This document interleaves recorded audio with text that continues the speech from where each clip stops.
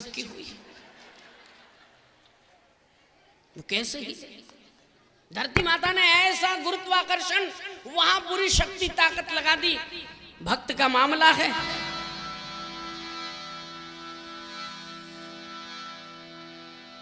कौन ले जा सकता है।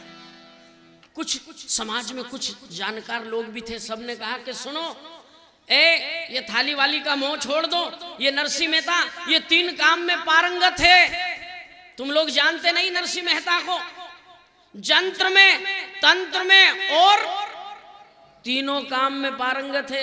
इसने भूतों को बुलाकर ये सब थालियां चिपका दिए, उठ जाओ नहीं तो अपन भी यहीं रह जाएंगे, उठो जल्दी। सब लोग उठे, आए नरसिंह के पास। वारे नरसिंह, आज तक जीवन में कभी ऐसा भोजन प्रसाद व्यंजन कभी नहीं पाया, इतना स्वादिष्ट क्यों न हो मेरे भाई बहनों। साक्षात द्वारिका से आया था, ठाकुर जी की कृपा।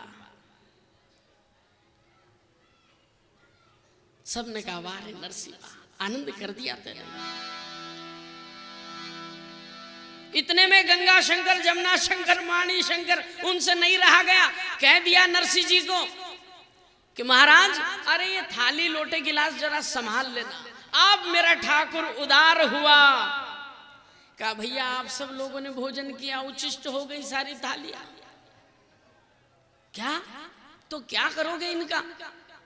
का इन सब को इकट्ठा करेंगे, गाड़ी में भरेंगे और कहीं जंगल में जाकर कहीं खड्डों में फेंक आएंगे। सबने कहा अरे ये तो पागल हो गया, भजन गा गा कर पागल हो गया नरसिंह।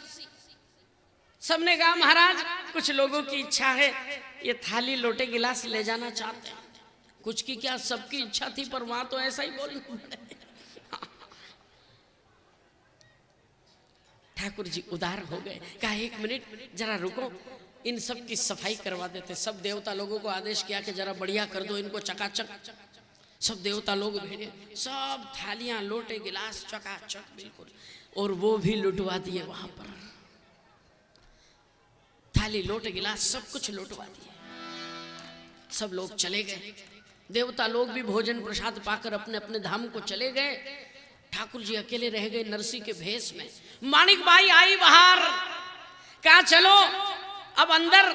2 थाल धरे थे अंदर, एक ठाकुर जी के सामने और एक जहां तर्पण क्रिया हुई वहां।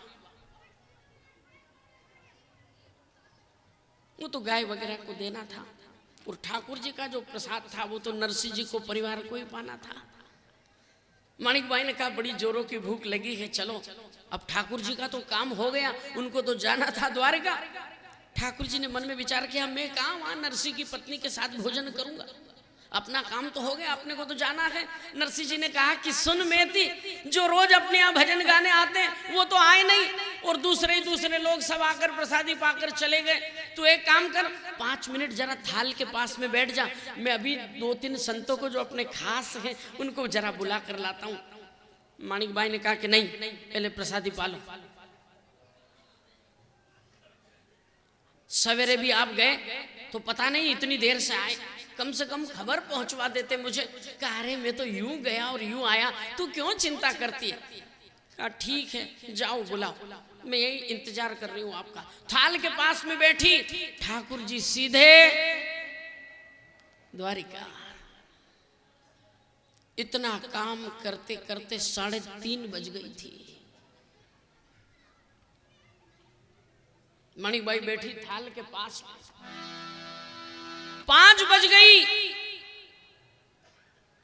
भूख से व्याकुल हो रही।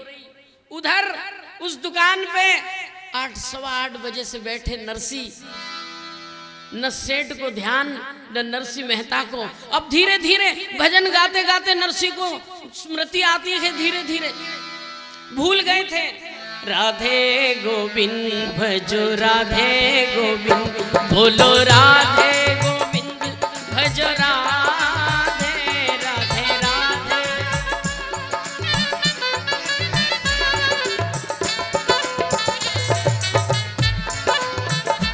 राधे राधे गोविंद भजो राधे गोविंद, बोलो राधे भजो राधे गोविंद भजो राधे।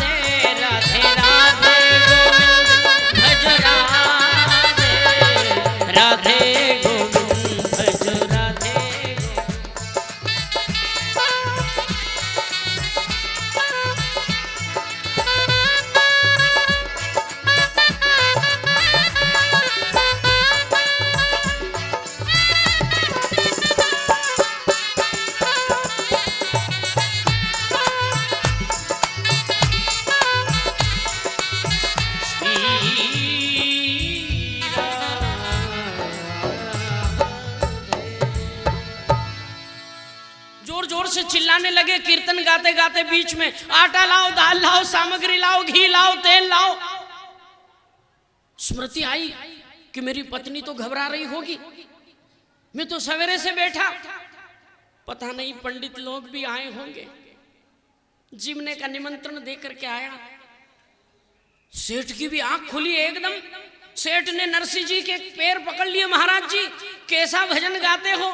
नरसिंह मेहता ने उस सेठ के चरण पकड़े, कहा सेठ जी आज मेरी वजह से आपकी पूरी दुकानदारी बर्बाद हो गई। दोनों एक दूसरे से क्षमा मांगने लगे। सेठ नरसिंह जी से क्षमा मांगे, नरसिंह जी सेठ से क्षमा मांगे। सेठ ने तुरंत तपेले में घी भर दिया, कमंडल में तेल भर दिया, आटा दाल सामग्री सब। नरसिंह मेहता ने करताल तंबूरा लिया और चले।